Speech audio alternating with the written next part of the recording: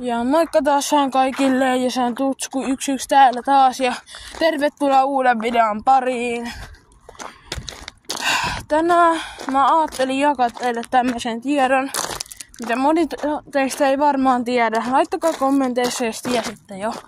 Mutta mä en usko, että kukaan tiesi tätä vielä. Joten siis kaikki alkoi siitä, kun mä olin tänään koulussa.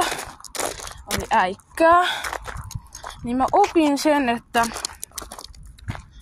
adjektiivi niin kuvailee millainen jokin on.